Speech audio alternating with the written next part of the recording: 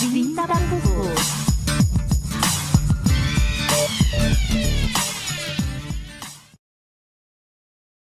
Acá estamos de regreso, amigos. Gracias por continuar con nosotros en esta edición de Café con Voz, el saborcito de estar informado de hoy lunes, 25 de noviembre del año 2024, Día Internacional de la Lucha contra la Violencia hacia la Mujer.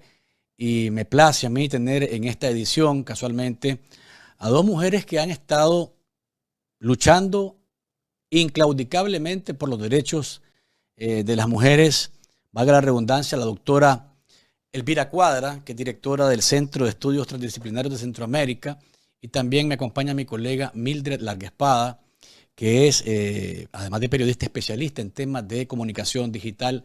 Doctora Elvira Cuadra, Mildred, bienvenidas a esta edición en la que estamos casualmente hablando de el Día Internacional de la Violencia contra las Mujeres, y vamos a hablar de los hallazgos de la investigación que CEPCAM ha dado a conocer en relación a la reconfiguración de la violencia digital contra las mujeres nicaragüenses en el periodo 2018-2023. Doctora Cuadra, bienvenida. Muchas gracias, Luis. Es un gusto estar conversando con vos y con Mildred, que es una especialista con una gran experiencia en temas de comunicación digital. Y bueno, espero que en esta oportunidad la conversación sirva para poner sobre la mesa un tema que se vive todos los días, lo vivimos las mujeres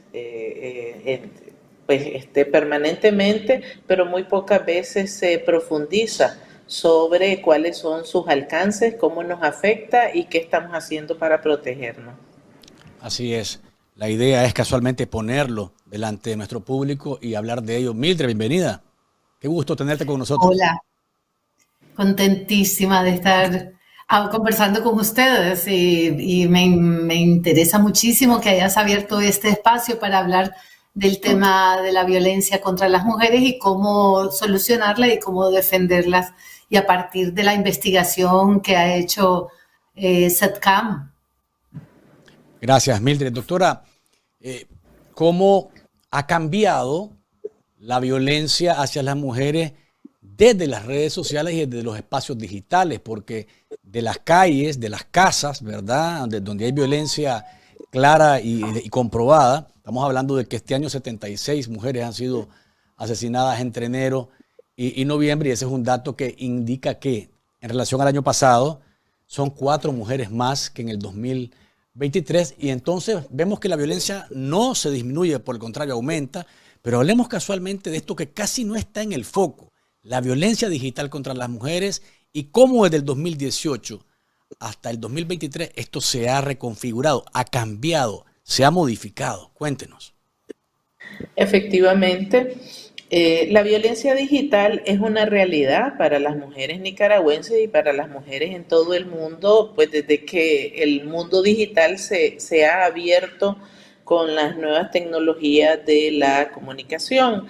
En Nicaragua existe desde antes de 2018, pero efectivamente ha tenido varios momentos de cambio o de reconfiguración, particularmente por la influencia de este contexto de crisis sociopolítica y de derechos humanos que está viviendo Nicaragua desde ese año 2018, pero también por factores como el COVID-19, que significó un repliegue de las mujeres a los espacios privados por razones del confinamiento. En el caso de Nicaragua, el confinamiento voluntario por la falta de medidas que tomó el régimen de los Ortega Murillo para proteger a la población, y en el caso de las mujeres que estamos fuera de Nicaragua, porque los otros países también tomaron medidas de confinamiento. Entonces, mucho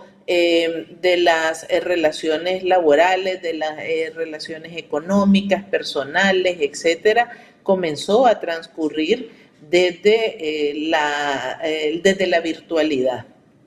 Las redes sociales son una expresión de esa virtualidad y de esa nueva realidad donde las mujeres existen y están ahí presentes. pero también hay otras plataformas y otros espacios, y entonces en todos ellos hay permanentemente una violencia digital o diferentes formas de violencia digital, para decirlo mejor, más claramente, en contra de las mujeres, y esta se expresa de diferentes maneras, ¿verdad?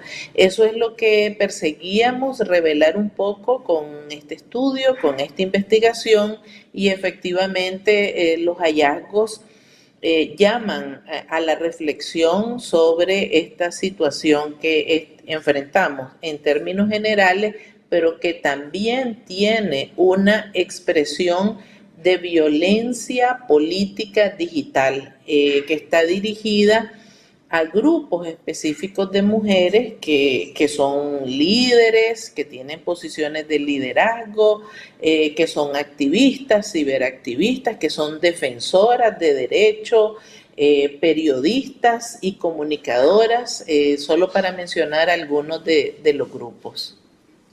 Gracias, doctora. Mildred, derechos digitales, uno en los derechos humanos, en la reconfiguración también de cómo el mundo se mira hoy en día, está el derecho digital. Y uno dice, espérate, derecho digital, ¿esto en realidad existe? ¿Y cómo se puede catalogar lo que ha pasado en los cambios de comportamiento en relación a Nicaragua a partir del 2018, en términos generales, pero específicamente en las campañas de estigmatización, la persecución, el descrédito de mujeres que han estado históricamente comprometidas con la lucha por sus derechos, y que desde el Estado y desde la sociedad, pero particularmente desde el Estado, que es el que debería de protegerlas, se han emprendido este tipo de acciones? Los derechos digitales existen y se ejercen y se reclaman y se practican, y también ocurre toda la vulneración de estos derechos. En el caso de la investigación de SETCAM, lo que está pasando es que se vulneraron esos derechos digitales que en las redes sociales para todas las mujeres nicaragüenses que participaron de alguna manera socialmente y políticamente en los eventos desde el 2018 hasta la fecha, ¿ya? Entonces, lo que ocurre es siempre ha habido violencia contra las mujeres en el ámbito digital, pero el cambio del 2018 de antes para después es que se introdujo un tema nuevo, que era los cambios políticos que se estaban reclamando, y la reclamación de democracia y de que se parase la represión y que se vaya Daniel Ortega. Ese es un tema nuevo, y se viralizó los comentarios y el contenido. Y lo que ocurrió fue que la intensidad de la violencia ha sido muchísimo mayor que en cualquier otro tipo de conversación digital, en cualquiera de las que estemos hablando, en cualquiera de las redes sociales. Entonces, la intensidad aumentó a unos niveles que estamos hablando casi del 800% en comparación con algún tema parecido antes del 2018, 800%, escuchen bien. Entonces, al incrementar la intensidad de la violencia, ¿cómo se expresó eso? Que si antes pues habían críticas, a las mujeres se les decía qué fea eres, o se metían con su cuerpo, porque casi siempre violentan el cuerpo de las mujeres en las redes sociales. Después del 2018 hasta la fecha, la violencia ha sido de amenazas a la vida de estas mujeres, sean defensoras de derechos humanos, líderes políticas, estudiantes que participaron en toda esta situación, periodistas, profesionales como de alto estándar, como Elvira Cuadra u otras.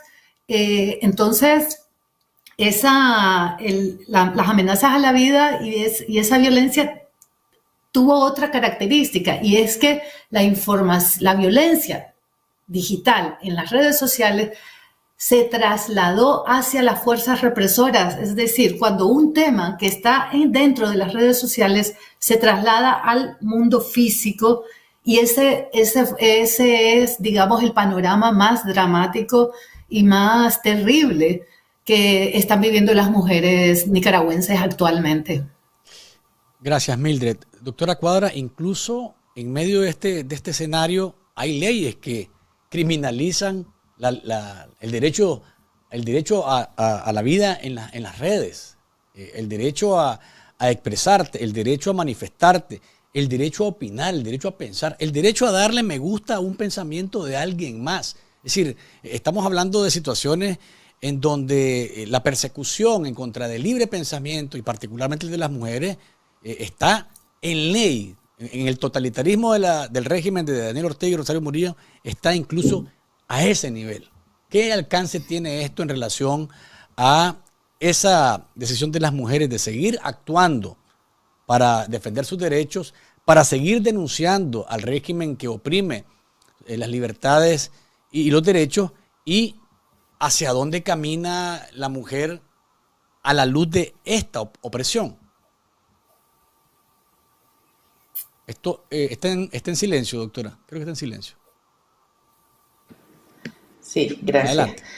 Adelante. Decir que del 2018 para acá, lo que observamos es que en la medida en que las protestas estaban en su auge, en su momento culminante, pues las mujeres estaban muy activas en las redes sociales y en una serie de plataformas virtuales. Y entonces comenzó toda una ola de ataques y de agresiones, de descalificaciones y diversas formas de violencia en contra de ellas, buscando cómo silenciarlas, ¿verdad? Eso era lo que, bueno, y lo que nos comentó Mildred en relación a cómo esas amenazas trascendieron el ámbito de lo digital y luego se convirtieron en hechos concretos como, por ejemplo, exponer las direcciones de las mujeres para que fueran agredidas físicamente, atacadas físicamente o que fueran apresadas, etcétera. Pero hay un momento en el que el régimen, en todo este contexto, construye todo un andamiaje jurídico que tiene como punto de partida, por ejemplo, la Ley Especial de Ciberdelito, que ha servido como la justificación, la legalización de todo ese silenciamiento de las mujeres. ¿Qué ha sucedido? Bueno, las que participaron en el proceso de investigación, que generosamente nos ofrecieron sus testimonios, sus experiencias, lo que nos contaban es que comenzaron por atacarlas, ¿verdad? Y eso les dio mucho miedo, les causó mucho estrés y una serie de problemas, pero cuando salieron las leyes, efectivamente muchas de ellas tuvieron incluso que retirarse, autocensurarse, silenciarse, cerrar cuentas, encubrir su identidad.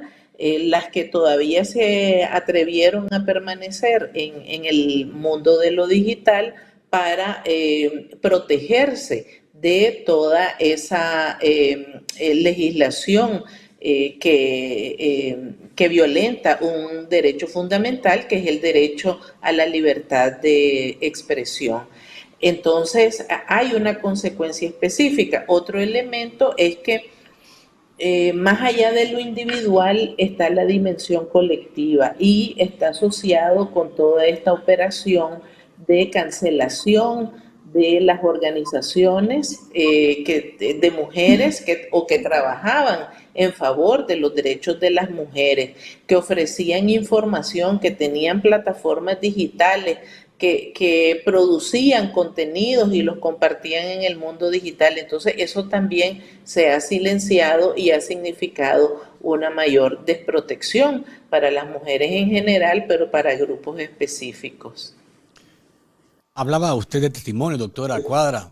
Mildred y doctora, vamos a escuchar y ver un video producido por SEPCAM en donde hay testimonios, hay visiones, hay lecturas y también el compartir de mujeres que tienen diversas tareas, ¿verdad? Y que están comprometidas con la lucha en Nicaragua desde el periodismo, desde la defensa de los derechos humanos, desde el activismo. Vamos a verlo y luego seguimos en esta conversación. Hoy, 25 de noviembre, Día Internacional de la Violencia en contra de las Mujeres.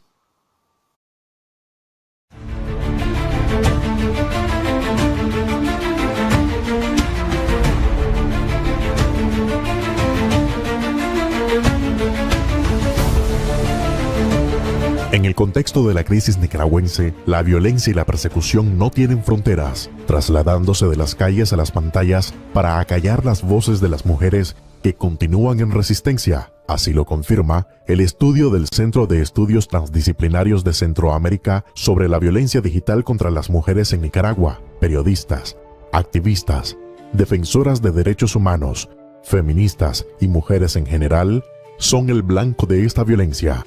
Al trasladarse las mujeres de los espacios estrictamente físicos o de la calle, pues entonces a la virtualidad, pues entonces también ahí se comenzó a producir un repunte de la violencia digital, de la violencia machista, particularmente en contra de las mujeres, que tenía el propósito de silenciarlas. Los efectos que viven las mujeres por la violencia digital no siempre son visibles. Todo esto de los ataques digitales, los ataques, las campañas de digitalización, afectan muchísimo a nivel mental y a nivel psicológico.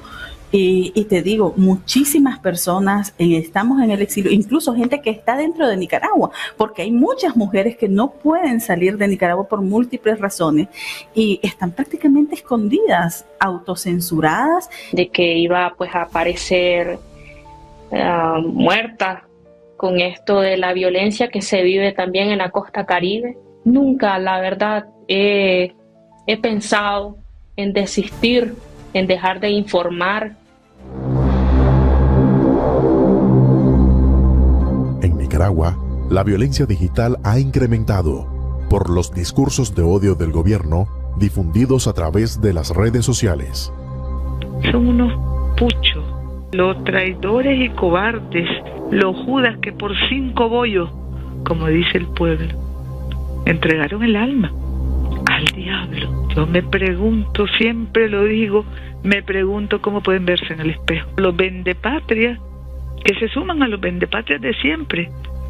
Aquí se está juzgando a criminales que han atentado contra el país, contra la seguridad del país, contra la vida de los ciudadanos, al intentar nuevamente organizar otro 18 de abril, otro golpe de Estado.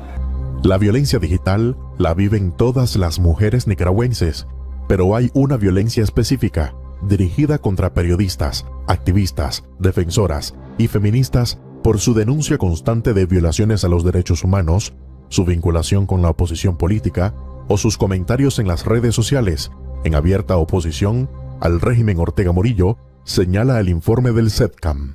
Los discursos de odio que se han construido desde el gobierno, desde el régimen de Daniel Ortega y Rosario Murillo, y que funcionan como un incentivo, como un factor dinamizador de la violencia en general en contra de las mujeres, pero de la violencia digital en particular.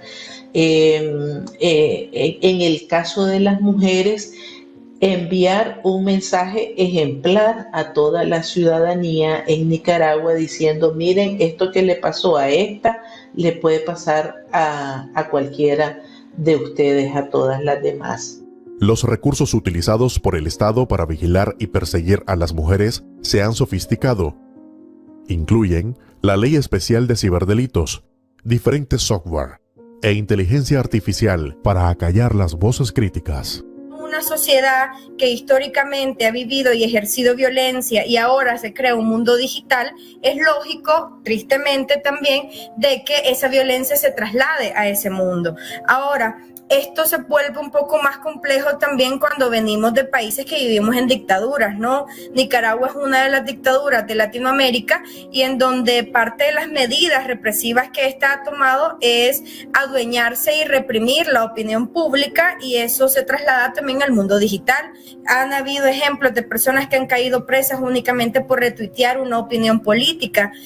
En su momento una pensó como el espacio donde puedo denunciar. De hecho, yo en Nicaragua inicié también denunciando por mis redes sociales, y que desde ahí vino una persecución digital, mensajes anónimos que me escribían y me decían de mi familia y demás. Emocionalmente fue muy cansado, ¿no? Muy agotador hasta un momento de poder decir me voy a retirar un momento de estos espacios, o porque justamente las amenazas o las cosas que te dicen cuando sos mujer no era solo te vamos a qué sé yo, a linchar o algo así, sino que las amenazas venían desde lo que significaba el abuso sexual. Esto se agudizó a partir de 2020-2021, luego de que se aprobó la Ley Especial de Ciberdelitos y luego las otras leyes que se han venido aprobando, porque significó un recrudecimiento de las condiciones estructurales para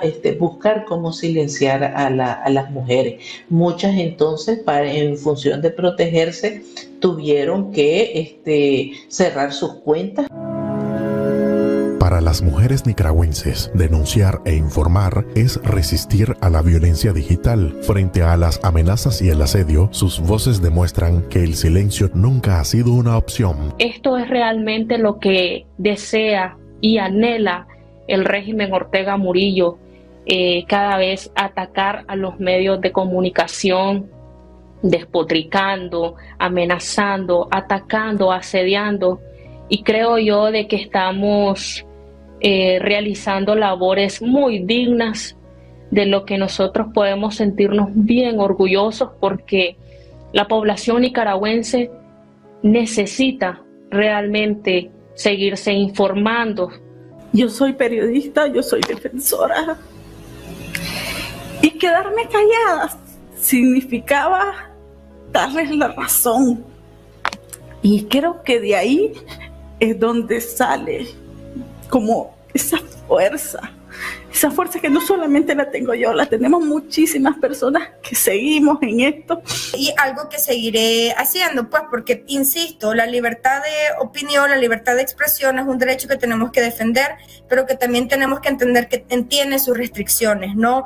Cuando tu libertad de opinión busca censurar o oprimir la opinión de las otras personas, eso ya no es libertad de opinión, eso se puede convertir en una especie de discursos de odio.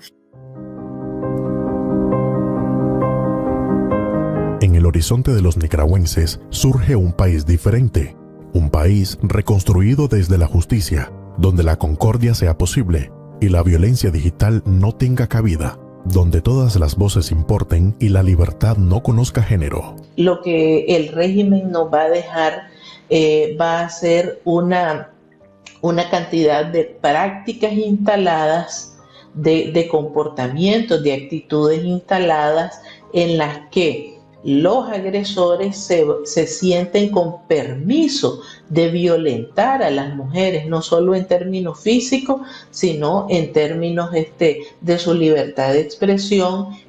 Va a ser necesario derogar toda esa cantidad de leyes.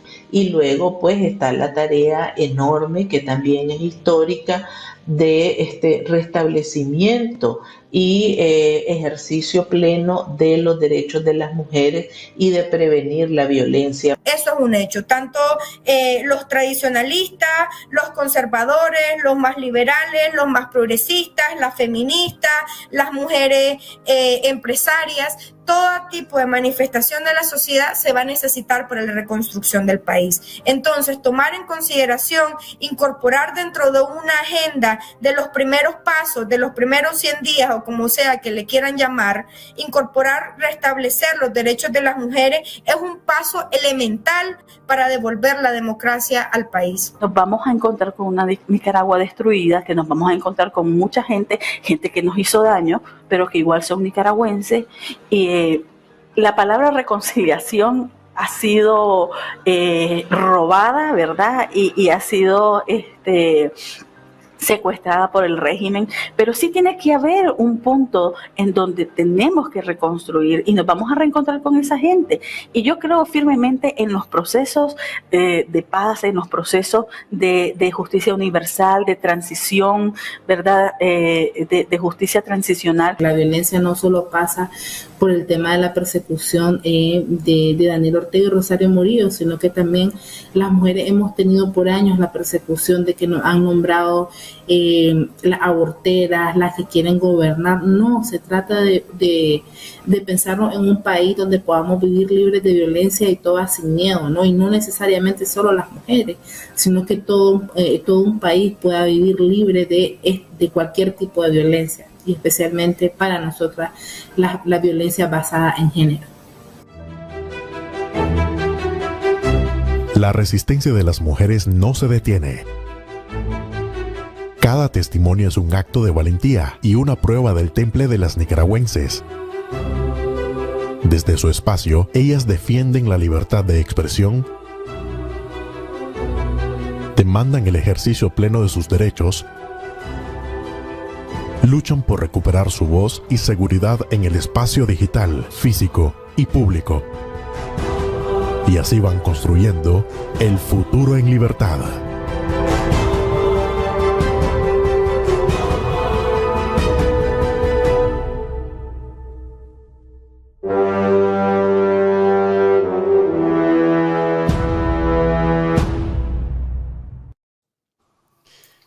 Ese es el trabajo presentado por CEPCAM. Mildred, arranco con vos en esta ronda porque hay testimonios ahí sobre lo que se vive, pero también la visión que tienen las mujeres hacia adelante, hacia la Nicaragua que se pretende construir una vez que la dictadura salga, pero desde ya hay que ir poniendo los cimientos para que eso ocurra. Te escucho tus comentarios sobre esto. Qué intenso el video, la presentación de los resultados de la investigación. Los testimonios son valiosísimos y efectivamente, como dice una de las entrevistadas, en el mismo testimonio de la denuncia está la resiliencia de las mujeres. Qué importante cuando hablan de mirar hacia el futuro, de que nos vamos a encontrar cuando pasado mañana, ¿verdad? Cuando se termine todo esto y vamos a tener que reconciliarnos y nos vamos a ver las caras con las personas que nos violentaron y que se reconozca ese hecho para que vayamos caminando hacia allá. Me parece muy interesante. Hay una de las entrevistadas, una de las chicas mencionó lo que hay que hacer para defenderse, ¿me entendés? Y yo creo que ese es un punto que hay que ampliar más, que lo podemos tratar aquí, porque, es decir, antes del 2018 y ahora siempre ha habido nicaragüenses, mujeres nicaragüenses, hombres también, ¿verdad? Pero hablemos de las mujeres, siempre han habido mujeres que quieren hacer una expresión de su voz pública y que empezaron a dominar el uso de todas las redes sociales. Y luego entraron otras sin saber muy bien cómo iba esto, pero entraron, ¿no? De manera que cuando empezaron las primeras violencias digitales por parte del régimen, y también por algunos grupos de oposición, ¿verdad? Pero hablemos de la violencia del régimen. Algunas no supieron qué hacer, se asustaron y se salieron de las redes sociales. Y eso sí, se puede leer como que entregaron su derecho digital a estos represores, porque perdieron su derecho. Y como dice el Instituto de doña Vilma Núñez, ¿verdad? Derecho que no se defiende, derecho que se pierde. En términos digitales es derecho digital que no se defiende, es derecho digital que se pierde. Entonces, pero otras se quedaron. Entonces creo que hay que darle el valor entre ellas, entre los que nos quedamos. Ahí está Elvira, se quedó, no se salió, yo tampoco, vos tampoco y parte de tu equipo tampoco, de mujeres, ¿verdad? Entonces, ¿por qué se salieron las otras? Para defenderse de la represión de las leyes, de acuerdo. Pero es que existen muchísimas maneras de no salirse de las redes, de mantener tu voz pública dentro de las redes y contrarrestar la violencia digital. Y eso es algo que si querés lo hablamos después, pero es parte del enfoque de este tema, ¿verdad? De cómo muchas mujeres también resistieron dentro de las redes sociales. Si no, no se mantendría el debate en caliente tanto, porque siempre está muy caliente el debate de Nicaragua en las redes sociales, y se debe también a ese montón de mujeres que decidieron quedarse y batallar para generar opinión pública. Gracias, Mildred. Doctora, en la investigación se plantean herramientas para hacerle frente al presente y también comenzar a pensar en ese futuro. Hablemos de ello, por favor. Bueno, quiero decir que las propuestas que aparecen ahí vienen desde la experiencia y de las voces de las mujeres que participaron en el proceso de la investigación. Y pues es valiosísimo todo el aporte que hicieron en términos de la riqueza de las ideas y de las propuestas. Hay algunas que son para lo inmediato, que se pueden comenzar desde ya mismo, como por ejemplo poner el tema en la agenda pública, ¿verdad? Porque se asume que en este contexto de violencia generalizada y de escalas muy altas de violencia, la violencia digital como que si no hace nada, ¿verdad? Te lo digo en las redes, te lo digo, o sea, no le hagas caso al tweet, ¿verdad? Y la verdad es que sí está ahí, está presente, tiene un propósito, tiene un efecto. Entonces, ¿cómo comenzamos a cambiar eso desde ahorita? ¿Cómo lo conversamos? ¿Cómo lo discutimos? Y luego después otras acciones mucho más concretas que habrá que hacer. Entonces, una de las estrategias, por ejemplo, de protección de las mujeres frente a toda esta violencia digital, bueno, en principio, como han mencionado algunas, pues se han tomado una pausa de las redes sociales, han salido de ellas, han cerrado sus cuentas o sencillamente las han puesto a descansar. En algún momento es probable que las reactiven, algunas ya las han reactivado o han resurgido con otros nombres, con identidades que protegen su verdadera identidad. Voy a redundar con la palabra. Y algunas otras.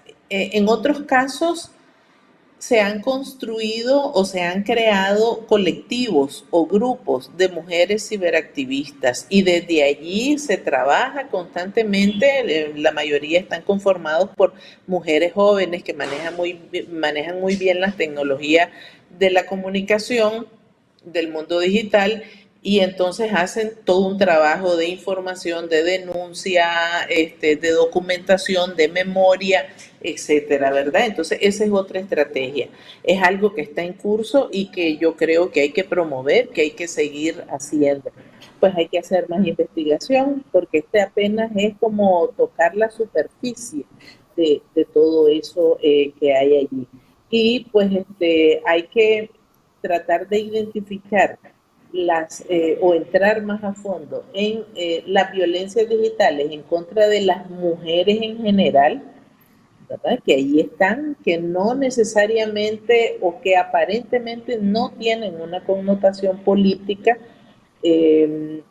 y las que están dirigidas en contra de algunas mujeres en específica, como vimos, ¿verdad? De activistas, líderes, defensoras, periodistas, etcétera. Y pues más adelante habrá que trabajar en derogar todas esas leyes que limitan, que violentan la libertad de expresión y los derechos digitales de las mujeres. Gracias, doctora. Mildred, hay una frase en medio de toda la investigación hay muchísimas frases buenísimas de los testimonios de las personas que colaboraron con la investigación. Pero esta a mí en particular me llama la atención y te la dejo a vos para el comentario y para que de paso nos des luces sobre la herramienta para enfrentar la violencia digital. Dice, para mí lo más importante es nombrar primero que la violencia digital es real, tanto como la violencia física que se vive en el cuerpo. Es así de fuerte la expresión. Me parece que nos ubica muchísimo en el impacto que tiene en la vida de la mujer que ha sufrido a lo mejor violencia física, de pronto verse rodeada de troles, rodeada de gente que está pagada para hacerte la vida imposible por donde aparezcas en las redes, en los medios o en los espacios digitales. Qué importante que mencionas esa frase porque cuando vos hablas con las personas, con las mujeres que han recibido violencia digital, lo primero que te dicen es: empecé a sentir sueño, ¿ya? Dicen que empezaron a sentir sueño porque en el cuerpo se sintió agredido. Estaba la violencia en las redes, pero fue una cuestión física lo que sintieron. Después te empiezan a decir que tienen temor, que no saben quién es, creen que cualquiera puede ser el que les ha dicho algo. Y entonces eso las va encerrando poco a poco. Mira, principalmente quien ejerce violencia digital contra las mujeres es para callarles la voz, porque no quieren tener a las mujeres dentro de unos espacios tan importantes como son los espacios de las redes sociales, porque son las plazas públicas de la era digital. Entonces quieren que se salgan, ejercen violencia para empujarlas y algunas se resisten, tratan de soportar, cierran sus cuentas, descansan, vuelven a la carga, vuelven a decir, pero no, el violento no va a cejar hasta sacarlas.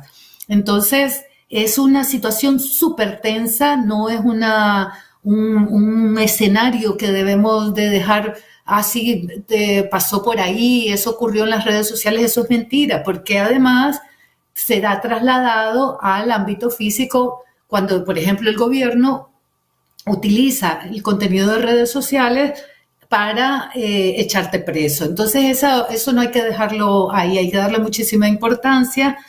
Y entre las herramientas para poder defenderse de esto, hay muchas, voy a mencionar algunas y si ustedes quieren sigo, pero la principal es un espacio tuyo. Vos tenés que estar ahí. Vos sos una mujer joven, mayor, de cualquier edad, es un espacio tuyo, es gratuito, podés decir todo lo que querrás.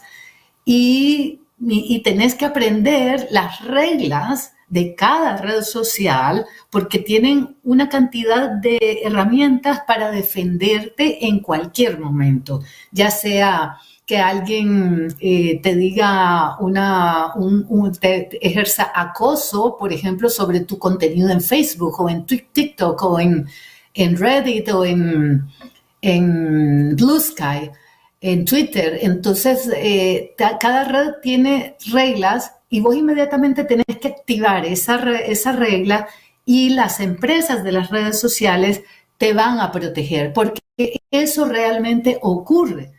Cuando la gente dice, es que me dijeron esto, no sé qué, pero denunciaste.